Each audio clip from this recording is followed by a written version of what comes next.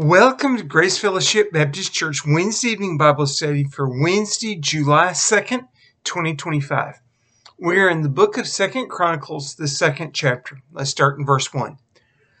Solomon gave orders to build a temple for the name of the Lord and a royal palace for himself.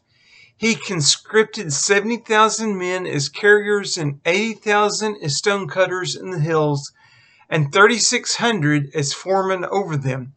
Solomon sent this message to Hiram, king of Tyre.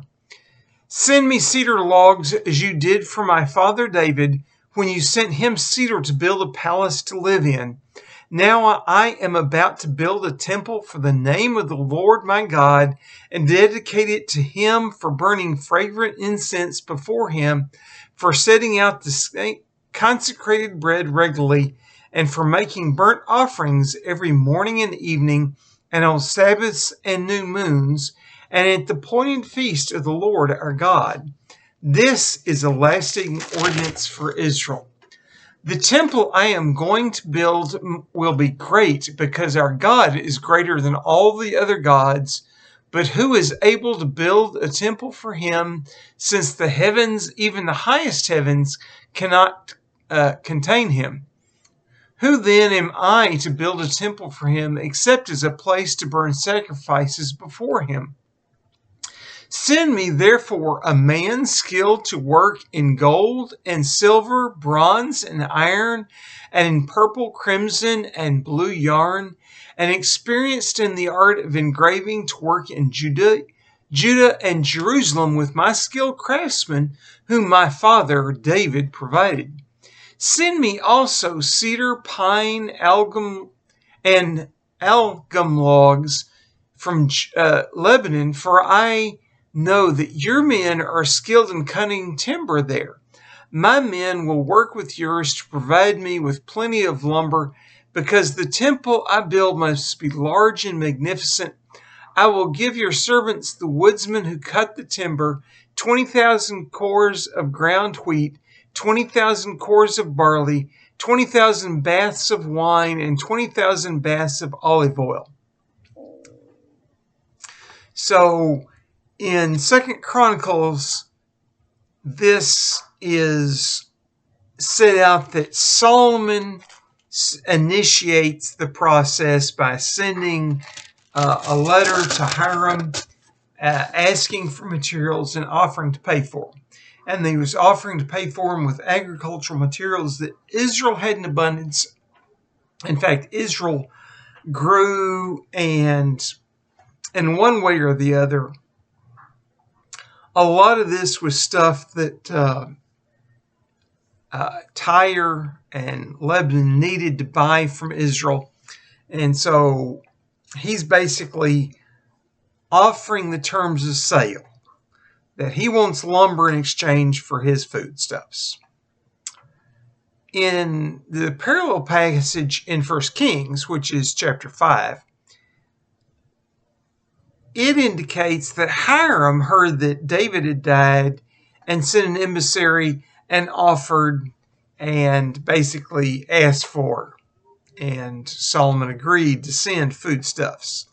And they agreed on how much was to be provided and how much was to be, the wood that was to be done. Who initiated it? I don't know. It would make sense if Solomon was the one to initiate it and Hiram was the one to agree to it. However, it could be done actually both ways. When the news got to Hiram, he could send an emissary to Jerusalem. When Solomon gets on the throne, he sends an emissary to Tyre. They cross on the road, and both of them initiated it. And that would indicate to both of them, hey, it wasn't time for my emissary to get there, and his emissary is here. This is going to be easy and cooperative, and all we got to do is negotiate the details. And, there's nothing wrong with that. But some of this is quoted from 1 Kings. Others, the wording is very similar, not quite the same. This part of it is essentially the same as what was stated in 1 Kings 5, other than who initiated the exchange. Verse 11, Hiram, king of Tyre, replied by letter to Solomon, because the Lord loves his people, he has made you their king. And Hiram added, praise be to the Lord, the God of Israel, who made heaven and earth. He has given King David a wise son, endowed with intelligence and discernment, who will build a temple for the Lord and a palace for himself. I am sending you Hiram Abi, a man of great skill, whose mother was from Dan and whose father was from Tyre. He is trained to work in gold and silver, bronze and iron, stone and wood, and with purple, blue, and crimson yarn, and fine linen. He is experienced in all kinds of engraving and can execute any design given to him. He will work with your craftsmen and with those of my lord David your father. Now let my lord send his servants the wheat and barley and olive oil and wine he promised, and we will cut all the logs from Lebanon that you need, and will float them in rafts by sea down to Joppa. You can then take them up to Jerusalem. So Hiram replies, and the reply he gives is very similar to what his initial in Kings, his initial statement was. So the chroniclers are looking back at the royal records. The writers of Kings were basically writing from what became public knowledge at the time.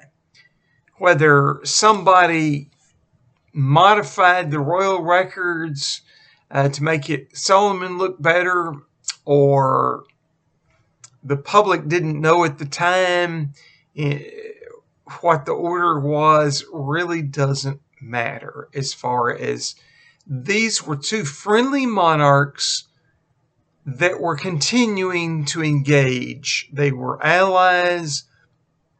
David had been an ally to Hiram. Hiram is now an ally to Solomon. They're praising each other, and they're each other's workmen and their skill, and they're agreeing to a commercial agreement that's mutually beneficial. And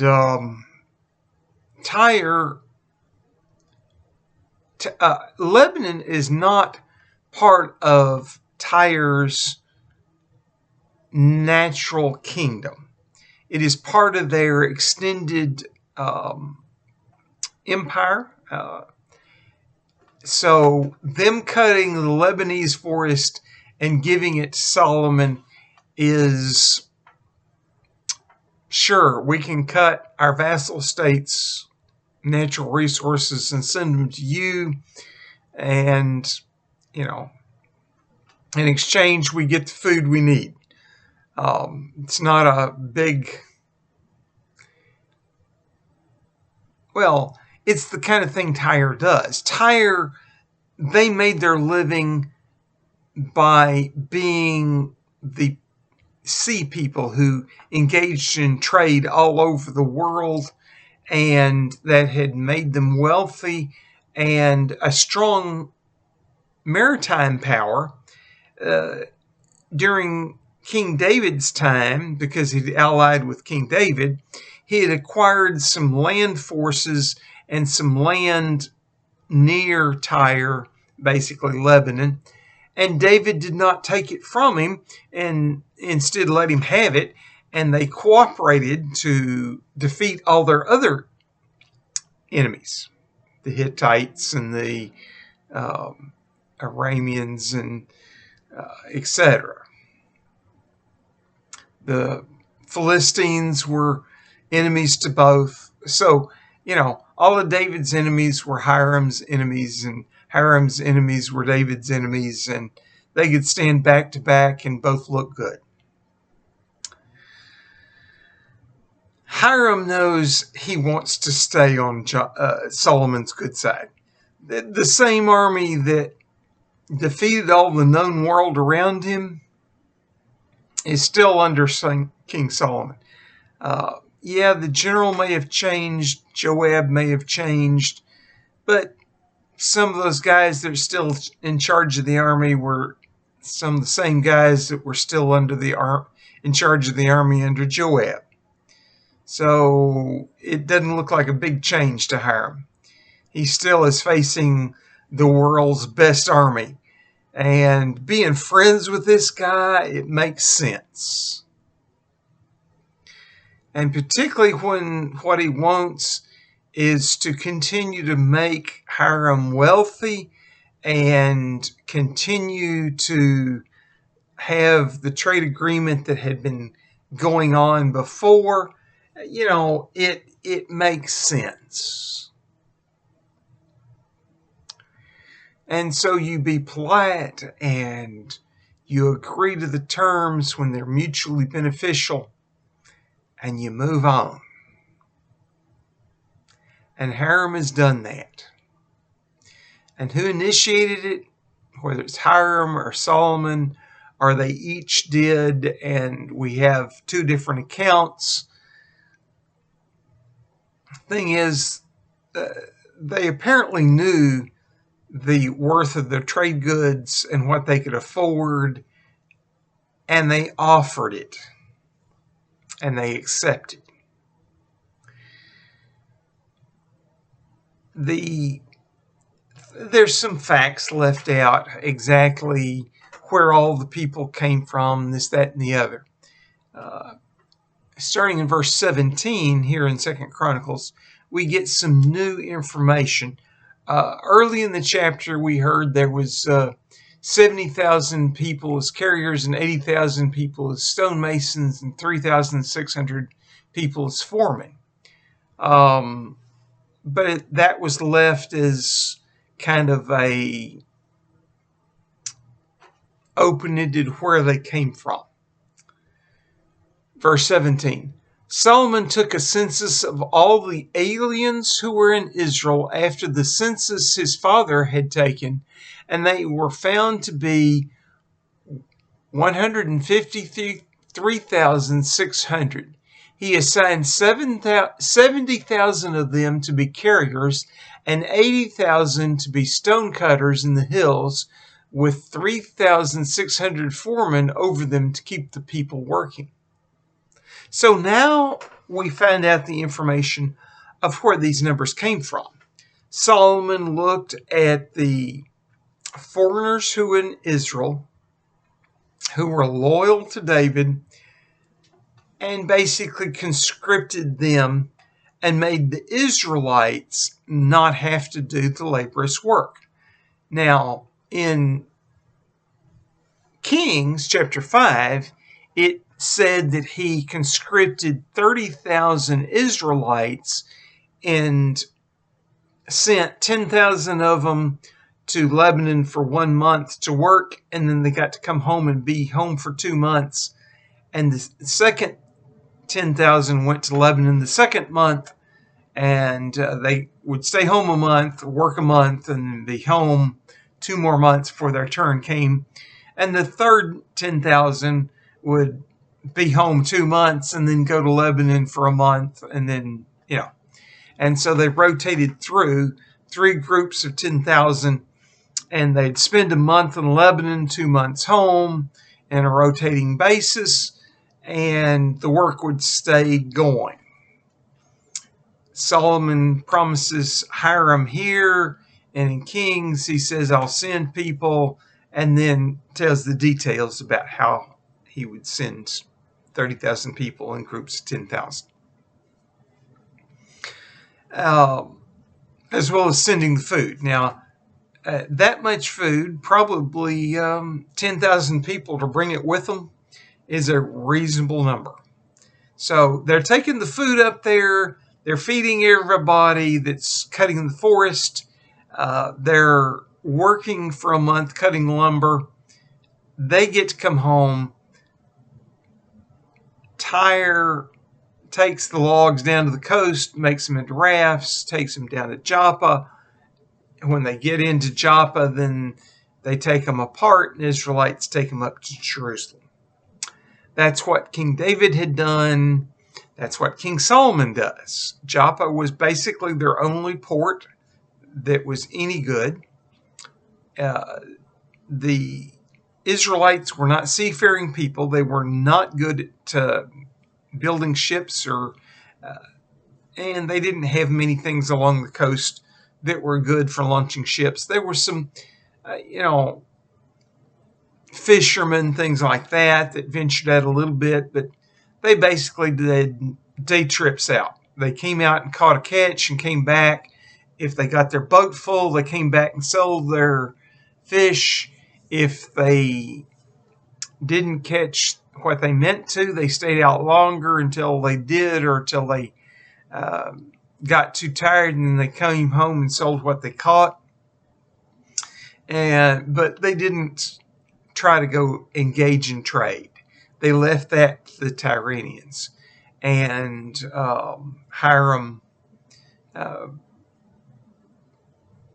knew that Israel was a landlocked country. Their only port was at Joppa, and it was not a big port. You had to be careful coming into the port at Joppa. Even yet, it's not a big port. And so he's doing what he can. There's basically no other place they can bring a log raft in. So that's what they're doing. How they determined who would be carriers of wood and carriers of stone and stone cutters is Solomon basically drafted the non-Israelites that were in Israel. And 153,600, and I assume that's men, I'm assuming he's not drafting women, is actually a fairly small number. Israel at the time was about 13 million people. And so this is a very small contingency. Knowing that, it's amazing that there are, I think it's 7 foreigners in David's 30 mighty men, which is actually 40-something people. As people died in battle, they got replaced. So David had high-ranking people, and among both Solomon and King David's economic workers, people in charge of things like camels, we saw they had foreigners in charge of certain things because those were the people that made sense to be in charge of, like camels or donkeys or whatever, shepherds. So Solomon is picking the disadvantaged people socially and putting them to labor. But they're actually worshiping Yahweh. David encouraged everybody to worship Yahweh, and he didn't let people onto his important staff, the 30 mighty men, unless they worshiped Yahweh. He apparently did not work with economic people that did not worship Yahweh. King Hiram of Tyre has worked with David enough to know that the Israelites are big on worshiping Yahweh, and so he praises Yahweh at the same in his letter to Solomon. Solomon praises Yahweh and basically states that Yahweh is the God of the whole universe. Now, Tyre was a polytheistic society. They had a pantheon, so to speak, of gods that interacted, and kind of like the Greek and Roman gods, there was this overall council of gods that were the most powerful, and they did things. And to the Tyrrhenians, the god of the sea was the most powerful god because, they were seafarers. You and see why they worshipped it, but they didn't. They didn't argue with somebody. If you came in and you were worshiping Baal, Baal was not in their pantheon, but okay, fine. Set up your little altar and worship Baal your way. You want to worship his consort Asherah? Well, yeah, set up that little shrine and worship Asherah. We got no problem with that. We got, hundreds of gods, some of them major, some of them minor, and you can worship your deity too, but you can't diss ours. Oh, you think you only have one God and he's over all the gods? Oh, okay, sure. Fine, whatever. We'll worship our gods, and, when we interact with you, we'll tell you your God's great.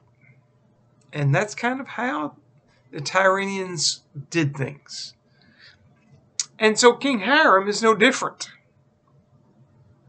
In the English it says praise be to the Lord, but in the Hebrew it's really praise be to Yahweh, the God of Israel, who made the heaven and the earth. So that's how King Hiram starts his letter. He's praising Yahweh, the God of Israel. He's assuming it's a regional God that, okay.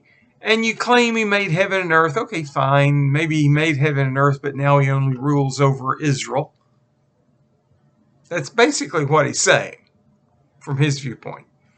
But he also knows it's a polite way to start, particularly since he's going to make a lot of money supplying goods to build this temple to Yahweh. You can't start off by insulting that God. King Solomon orders the foreigners in Israel to do the work of building the temple, the dangerous work, the hard work. Apparently the Levites were the ones that actually built it on site. But he also has this key workman that he hires from Tyre. Now, Tyre is up until Solomon's time, the wealthy kingdom around, because they traded across the sea and they got all the trade goods. And if you wanted something specific, you went to them and says, who of y'all can get me X? And somebody would go, I know where to get that. I can get it for you.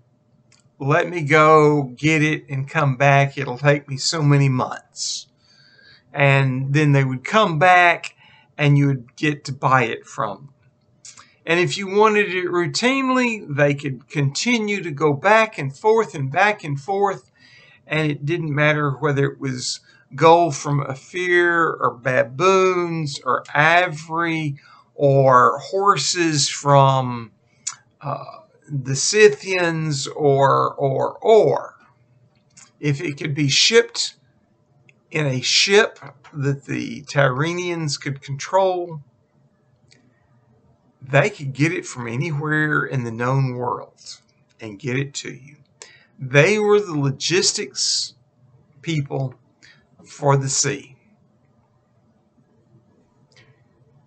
And therefore, they were very wealthy, and they expressed their wealth with artwork. They were big on public art. Now, the thing was, about every generation and a half, they basically rebuilt Tyre, rebuilt the monuments, re-engraved things. They kept some history. They kept certain things from the past. but they were constantly making their capital bigger and better and grander than it was before, and rebuilding the palaces and rebuilding the great houses. And one generation might put white marble on the front of everything, and the next generation would put gold filigree on the white marble, and the next generation would go, let's go with pink granite, and take all the marble down and store it and put up pink granite. And the next generation would go, oh, let's put bronze on the pink granite. And then the next generation would go, oh, pink granite and bronze is so last year, and a new trend would start. And the Tyrrhenians were known for that. And so they had the best craftsmen, and they had people that were excellent at doing whatever you wanted.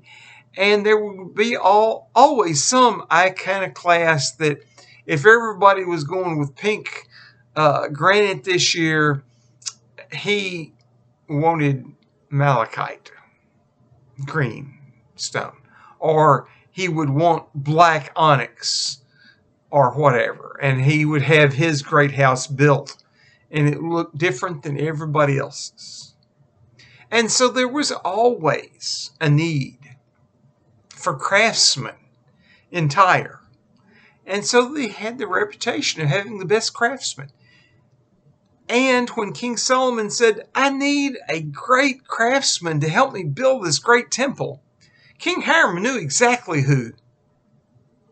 And the guy was half Israelite and half Tyrrhenian.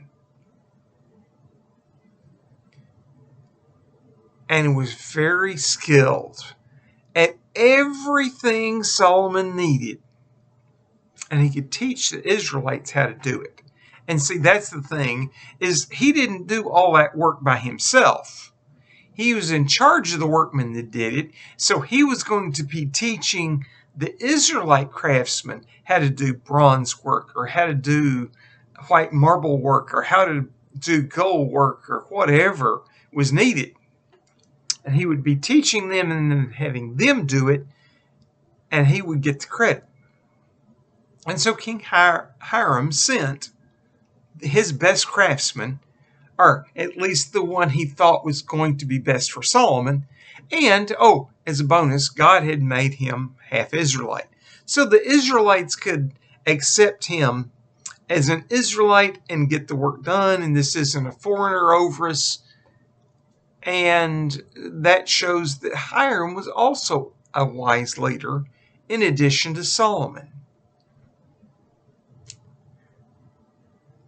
So Solomon, and by the way, these workers, the foreign workers that built the temple, their descendants become the temple workers that when Babylon takes people into captivity, they're still faithful to Yahweh. And the Babylonians take them into captivity basically without killing them. When they come back out of captivity, they are nearly half of the people that come back because they're going to build the next temple.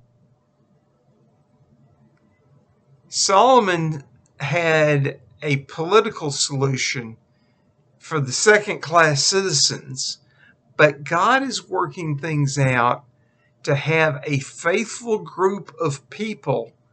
They built that temple, they maintained it, they kept it supplied, and they worshiped that God. Even when everybody else fell away and worshiped other things, even when the priesthood became corrupt, they continued to worship Yahweh. And it starts here where Solomon drafts them to be carriers and stone cutters and supervisors. And because they're faithful, They're a large group of the remnant that gets taken into captivity, that stays faithful in captivity. And when the Israelites come back, they're accepted as Israelites. But they're the temple workers. They're not Levites, but they're allowed in the temple. Nobody thought of them as foreigners anymore. In fact, the common man probably thought they were some sort of Levites that were special Levites. They were never Levites. They were never Israelites. Now, they may have intermarried with the Israelites enough that effectively they're Israelites. But they're a separate class that is honored for maintaining the temple. And when the second temple gets built, yes, Levites do it, but the temple workers help them. And it starts here. Gracious Lord, you are the one that looked through history and you brought people together to do the work you wanted them to do. You made Hiram wise, you made Solomon wise, they did good commerce together. You made Hiram Abbey wise in the skill that he needed, just like you'd made people great skilled workers for Moses. You had great skilled people ready for King Solomon. And he came and worked and taught the people. And you were looking forward to history.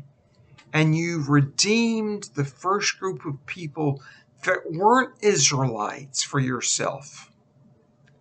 That they would become faithful to you.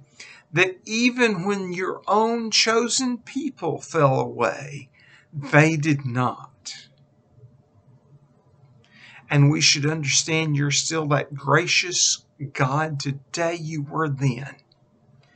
That it's not our genetics, not who our ancestors were, but it's our relationship with you that matters.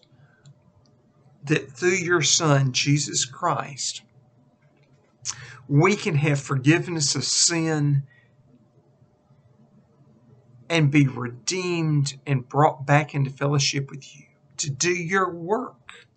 Just as these people were drafted to do your work, but then came to understand you were the real and true God and taught it to their children and their grandchildren, their great-grandchildren, and on through the ages and the centuries, they were more faithful than your own called and chosen people. And so therefore you redeemed them in the time of trouble, and they came back as faithful people to you. Have us to be that kind of faithful people. Lord, my heart is full because of the good that was done this week during Vacation Bible School. We saw people saved. We saw lots of Bible instruction and good relationships. I thank you for that. I praise you for being that Redeemer God that does not leave us in our sin, but reaches out to us and draws us to yourself. Have us continue to work for you. In your holy name, amen. I am your host, Frank Reich, Associate Pastor of Family and Ministry at Grace Fellowship Baptist Church, and this has been the Wednesday evening Bible study for Wednesday, July 2nd, 2025. This was recorded on Saturday, June 28th, 2025, and we had Family Day today for VBS, and Frankie and I missed 2 days of VBS, but didn't do our teaching role for 3 days. She was in the hospital for 2 days this week. She had an infected toe. It was removed. She's doing much better. She's home now. She got home in time. We went to Vacation Bible School last night with basically nothing to do other than be general crowd control and make sure things happen, relieve somebody else's pressure. Today, we had roles and did them. Tomorrow is VBS Sunday. I look forward to you being there. I look forward to you being at the Wednesday evening Bible study, and we can discuss there how our prayers were answered, because last week we didn't have Wednesday evening Bible study either, because we had a prayer meeting for VBS, and I see many things that we prayed for that happened, and so we'll want to talk about that before we begin this lesson on Wednesday. And if I don't see you there, I'll see you on YouTube. Have a blessed week.